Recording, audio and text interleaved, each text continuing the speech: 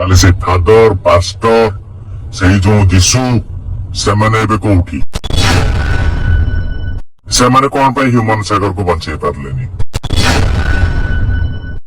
ତେଣୁ ଏବେ ବି ସମୟ ଅଛି ଯୋଉ ଆଦିବାସୀ ଭାଇ ଓ ଭଉଣୀ ମାନେ ହିନ୍ଦୁ ଧର୍ମ ପରିତ୍ୟାଗ କରି ଖ୍ରୀଷ୍ଟ ଧର୍ମକୁ ଗ୍ରହଣ କରିଛନ୍ତି, ଏ ବାଚାଳ ମସ୍ତିଷ୍କ ଲୋକମାନଙ୍କ ବୁଦ୍ଧିରେ ପଡି ଆପଣ ଧର୍ମ ପରିବର୍ତ୍ତନ କରନ୍ତୁ ନାହିଁ। ନହେଲେ ଯେମିତି ମୁଁ ଆପଣଙ୍କୁ ଉଦାହରଣ ଦେଲି, ହ୍ୟୁମାନ ଗୋଟେ ଶୋ ପାଇଁ 1 ଲକ୍ଷ 2 ଲକ୍ଷ ଟଙ୍କା ଚାର୍ଜ ନିଅନ୍ତି ଏବଂ ଗଲାବେଳେ ତାଙ୍କ ପାଖରେ କେହି ନାହାନ୍ତି, ତାଙ୍କ ପରିଜନ ମାନେ ଝଗଡା କରୁଛନ୍ତି। ଏବେ ତ ଆପଣ ମାନେ ଏଇଠୁ ଦେଖିଦିଅନ୍ତୁ ଯେ ଧର୍ମ ଆମକୁ କଣ ଶିଖଉଛି। ଯେତେବେଳେ ସେ ଶେଷ ସମୟ ଆସିବ, ସେ ଶେଷ ସମୟରେ ଆପଣ ହାତ ଉଠେଇକି ହେ ଜଗନ୍ନାଥ ମହାପ୍ରଭୁ ମତେ ରକ୍ଷା କରନ୍ତୁ ବୋଲି କହିବେ। ସେତେବେଳେ ସେ ଧର୍ମ ପରିବର୍ତ୍ତନ କଥା କରି ଖ୍ରୀଷ୍ଟ ଧର୍ମର ବହୁତ ଜାଗା ପ୍ରଚାର ପ୍ରସାର କରୁଥିଲେ। ସମସ୍ତଙ୍କୁ ନମସ୍କାର। ଖ୍ରୀଷ୍ଟୀୟ ପ୍ରିୟ ଭାଇ ଭଉଣୀମାନେ, ଆସନ୍ତୁ ଆଜି ମଧ୍ୟ ଆମେ ଏହି ତପି ମିଶ୍ରକୁ ଲଙ୍ଗଳା କରିବା।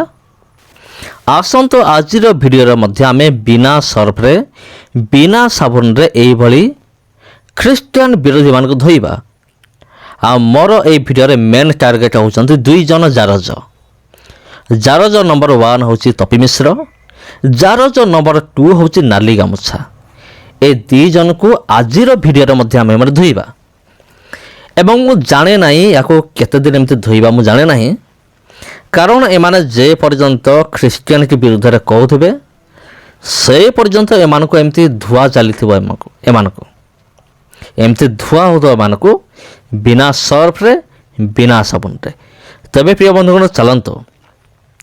ତପି ମିଶ୍ର ଗୋଟେ ଷ୍ଟେଟମେଣ୍ଟ ଦେଇଛି, ଆପଣ ଜାଣିଛନ୍ତି? ତପି ମିଶ୍ର ଗୋଟେ ଷ୍ଟେଟମେଣ୍ଟ ଦେଇଛି, ହ୍ୟୁମାନ ସାଗର ମଲେ, ୟା ପରେ ପରେ ଯେତେ ବି ଖ୍ରୀଷ୍ଟିଆନ ମାନେ ଅଛନ୍ତି ସବୁ ମରିବେ। ତପି ମିଶ୍ର ମଲେ, ଏବେ ଖ୍ରୀଷ୍ଟିଆନ ମାନଙ୍କର ପାଳି, ଯେତେ ବି ଅଛନ୍ତି ସମସ୍ତେ ମରିବେ। ହଇରେ ତପି ମିଶ୍ର କୁଳାଙ୍ଗାର, ମୂର୍ଖ କୋଉଠିକାର, ଅଇଁଠା ଚଟା କୁକୁର କୋଉଠିକାର ତପି ମିଶ୍ର। ତତେ ମୁଁ ଗୋଟେ ବିଷୟ ମୁଁ କହୁଅଛି, ଶୁଣୁ। ଖ୍ରୀଷ୍ଟିଆନ ମାନେ ମରିବେ ନାହିଁ। କ'ଣ ହ୍ୟୁମାନ ସାଗର ମରିଗଲେ ବୋଲି ସବୁ ଖ୍ରୀଷ୍ଟିଆନ ମରିଯିବେ? ଏମିତି ବିଲକୁଲ ହେଇପାରିବନି। ଆଉ ତତେ କେଉଁ ମୂର୍ଖ ପାଠ ପଢ଼େଇଛି ଆଉ କେଉଁ ମୂର୍ଖ ତତେ ଏକଥା କହିଛି? ଆରେ ମୁଁ ଏମିତି କ'ଣ କହୁଛି, ତୁ ତ ନିଜେ ଗୋଟେ ମୂର୍ଖ ନା। ତୁ ନିଜେ ଗୋଟେ ଖ୍ରୀଷ୍ଟିଆନ ମାନଙ୍କ ଅଇଁଠା ଚଟା କୁକୁର, ଗୋଟେ ମୂର୍ଖ, ଗୋଟେ ଜାରଜ। ଠିକ୍ ଅଛି, ଡାଇରେକ୍ଟ ତତେ ମୁଁ କହୁଛି ଖ୍ରୀଷ୍ଟିଆନ ମାନେ ମରିବେ ନାହିଁ। ତୁ ଯେଉଁ ଏତେ ଲୋକଙ୍କ ସହିତ ଶତ୍ରୁତା କରିକି ବସିଛୁ, କେତେବେଳେ କିଏ ଆସିକି ସୁଟ୍ କରିଦେବ କିମ୍ବା କେତେବେଳେ କିଏ ଆସିକି ହାଣି ଦେଇକି ପଳେଇବ ତତେ, ତୁ ଜାଣିପାରିବୁ ନାହିଁ। କହୁଛି ଭଲ କି ବୁଝେଇ କହୁଛି। ସନାତନୀ କର୍ମ ହିଁ ଧର୍ମ ଯେତେବେଳେ ଫିଲ୍ମଟା ରିଲିଜ୍ ହେଲା, ତା ପୂର୍ବରୁ ତପି ମିଶ୍ର କଣ୍ଟ୍ରୋଭର୍ସି ଚାଲିଥିଲା, ମାନେ ତ ବିଷୟକୁ ନେଇ କଣ୍ଟ୍ରୋଭର୍ସି ଚାଲିଥିଲା। ଆଉ ସେହି ସମୟରେ ଏଇ ନାଲି ଗାମୁଛା, ଏ ମୂର୍ଖ ନାଲି ଗାମୁଛା ବି ତା ସହିତ ସାମିଲ ଥିଲା। ଆଉ ସେହି ସମୟରେ ଖ୍ରୀଷ୍ଟିଆନ ମାନଙ୍କ ସହିତ ତୁମର ଶତ୍ରୁତା ଥିଲା। ଏମିତି ତ ଖ୍ରୀଷ୍ଟିଆନ ମାନେ ସେମାନେ କାହାକୁ ନିଜର ଶତ୍ରୁ ବୋଲି ଭାବନ୍ତି ନାହିଁ, କିନ୍ତୁ ତମ ଭଳିଆ ଜାରଜମାନେ ଖ୍ରୀଷ୍ଟିଆନ ମାନଙ୍କୁ ଶତ୍ରୁ ବୋଲି ଭାବନ୍ତି। ମୁଁ ସେଇ ଦୃଷ୍ଟିରୁ କହୁଛି ଯେ ତୁମେ ମାନେ ଖ୍ରୀଷ୍ଟିଆନ ମାନଙ୍କ ସହିତ କ'ଣ କଲ? ଶତ୍ରୁତା କଲ। ସେହି ସମୟରେ ସେଇଟା ଗଲା। ତାର କିଛି ଦିନ ପରେ ତପି ମିଶ୍ର ଶିବ ତାଣ୍ଡବ ଚୋରେଇଲୁ, ନାଇଁ କି? ଜଣେ ଭଉଣୀଙ୍କର ଶିବ ତାଣ୍ଡବକୁ ଚୋରେଇକି ତ ନିଜ ଚ୍ୟାନେଲରେ ପକେଇଲୁ।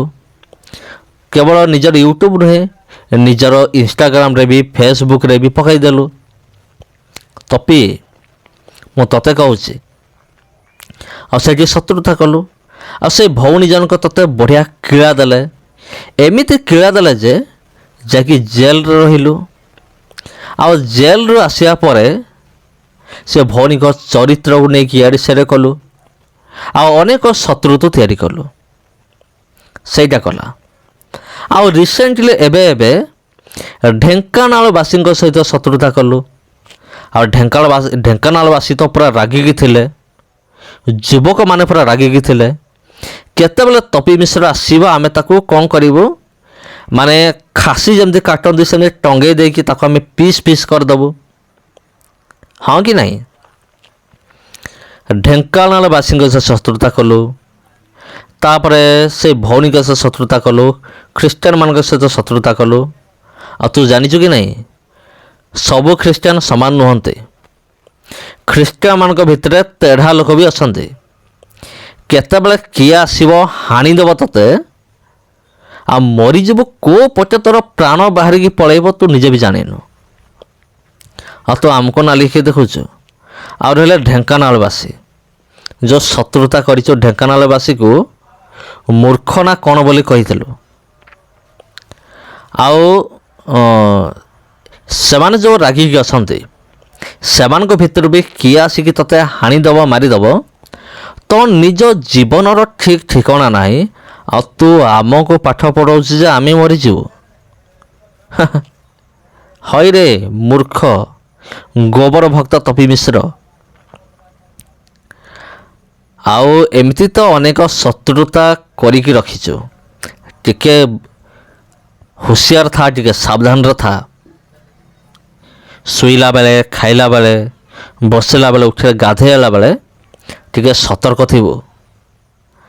ଆଉ କେତେବେଳେ କିଏ କେମିତି ତୋତେ ମାରିବ, ଆଜିକାଲି ତ ମାରିବାର କେତେ ମାନେ ଟେକ୍ନୋଲୋଜି ବାହାରିଲାଣି। ମାନେ ଜଣକୁ ହତ୍ୟା କରିବାର କେତେ ପ୍ରକାର ଟେକ୍ନୋଲୋଜି, ଏତେ ପ୍ରକାର ଟେକ୍ନୋଲୋଜି ଅଛି ଯେଉଁଟାକି ତୁ ନିଜେ ବି ଜାଣିନୁ। ଆଉ କେତେବେଳେ କିଏ ଆସିକି ତୋତେ ଦେବ, ପାନେ ଦେବ ଏକାଥରେ, ଆଉ ବଞ୍ଚିବୁନି ରେ, ମରିଯିବୁ ତୁଇ। ସେଥିପାଇଁ ଟିକେ ସତର୍କ ଥା। ଟିକେ ମୁଁ ତୋର ଭଲ ପାଇଁ ହିଁ କହୁଛି। ଟିକେ ହୁସିଆର ଥା, ସତର୍କ ଥା। ଆଉ କେତେବେଳେ ମରିଯିବୁ, କେତେବେଳେ ପ୍ରାଣ ବାହାରିକି ପଳେଇବ। ଆଉ ଭୁଲରେ ବି ମୋତେ ଧମକେଇବା ପାଇଁ ଚେଷ୍ଟା କରିବୁ ନାହିଁ, କାରଣ ତ ଧମକିରେ ଆମେ ଡରିବା ବାଲା ନୁହଁ। ଆଉ ତୋତେ ଖାତିରି କରିବା ବାଲା ଆମେ ନୁହଁ, କାରଣ କୁକୁର ଭୁକାକୁ ଆମେ ଖାତିରି କରୁନୁ। କାରଣ କୁକୁରର କାମ ହେଉଛି ଭୁକିବା, ଆଉ ହାତୀର କାମ ହେଉଛି ଚାଲିବା। କେବେ ଦେଖିଛୁ ହାତୀ କୁକୁରର ଭୁକାକୁ ଶୁଣିକି ମାନେ ଡରିକି ପଳେଇଛି? ଏମିତି ଭୁକି ହେଉଥା, ତୁ ତୋର ଭୁକି ହେଉଥା। ଆମେ ଆମର ପ୍ରଭୁ ଯୀଶୁଙ୍କର କାମ ଯେମିତି କରିବା କଥା ଆମେ କରୁଥିବୁ। ଆଉ ଲାଷ୍ଟରେ ଗୋଟେ ବିଷୟ ମୁଁ କହୁଛି, ତୁ ଯେଉଁ ଭିଡ଼ିଓ ତିଆରି କରିଛୁ ଆଉ ହ୍ୟୁମାନ ସାଗରଙ୍କ ବିରୁଦ୍ଧରେ, ଖ୍ରୀଷ୍ଟିଆନମାନଙ୍କ ବିରୁଦ୍ଧରେ ଯେଉଁ ଭିଡ଼ିଓ ତିଆରି କରିଛୁ, ଯେ ହ୍ୟୁମାନ ସାଗରକୁ ଯୀଶୁ କାହିଁକି ବଞ୍ଚାଇ ପାରିଲେ ନାହିଁ? ଯୀଶୁଙ୍କୁ ଗୋଟେ ତୁ ମାମୁଲି ପରମେଶ୍ୱର ବୋଲି ଭାବୁଛୁ କି ରେ ମୂର୍ଖ? ଯୀଶୁ ବଞ୍ଚାଇ ପାରିବେ, ତାଙ୍କର ଶକ୍ତି ଅଛି। ବଞ୍ଚାଇଲେ ନାହିଁ, ତାଙ୍କ କୋଳକୁ ନେଇଗଲେ। କାରଣ ହ୍ୟୁମାନ ସାଗରକୁ ପ୍ରଭୁ ଯୀଶୁ ଖ୍ରୀଷ୍ଟ ପ୍ରେମ କରୁଥିଲେ, ଏତେ ପ୍ରେମ କରୁଥିଲେ ଯେ, ଏତେ ଭଲ ପାଉଥିଲେ, ହ୍ୟୁମାନ ସାଗରକୁ ତାଙ୍କ ପାଖକୁ ନେଇଗଲେ। ଆଉ ସେ ସେଠି ଆରାମରେ ଅଛନ୍ତି। ଆମେ ଜାଣିଛୁ। ତୋ ଭଳି ମୂର୍ଖ ଗୋବର ଭକ୍ତ କୁଆଡ଼େ ଜାଣିବ ଏସବୁ ବିଷୟ? ଆଉ ସେମ୍ ପ୍ରଶ୍ନ ମୁଁ ତୋତେ କରୁଛି, ଆଉ ତୁମର ଯେଉଁ ଜଗନ୍ନାଥ ଭକ୍ତମାନେ ଯେଉଁ ଡେଲି ମରୁଛନ୍ତି, କାହିଁ ତୁମ ଜଗନ୍ନାଥ ବଞ୍ଚଉନି? ପିଣ୍ଟୁ ନନ୍ଦ ମଲେ, ବିଜୟ ମହାନ୍ତି ମଲେ, ଉତ୍ତମ ମହାନ୍ତି ମଲେ, ଏମାନେ ସବୁ ଜଗନ୍ନାଥ ଭକ୍ତ ଥିଲେ, କାହିଁ ତୁମ ଜଗନ୍ନାଥ ବଞ୍ଚାଇଲେନି? ଆଉ ରଥଯାତ୍ରାରେ ଯେଉଁ ରଥ ଚକ ତଳେ ଦଳି ଚକଟି ହେଇକି ଯେଉଁ ମରୁଛ, ମାନେ ପୋକ ମାଛି ଭଳିଆ, ତୁମ ଜଗନ୍ନାଥ କାହିଁକି ବଞ୍ଚଉନି? ତୁମେ ଆମକୁ ପ୍ରଶ୍ନ କରୁଛ ରେ ଜାର ଯୋଗୁଡ଼ାକ କେଉଁଠିକାର? ସମସ୍ତଙ୍କୁ ନମସ୍କାର ପ୍ରିୟ ବନ୍ଧୁଗଣ। ଭିଡ଼ିଓ ଭଲ ଲାଗିଥିଲେ କମେଣ୍ଟ କରନ୍ତୁ, ସେୟାର କରନ୍ତୁ। ଧନ୍ୟବାଦ।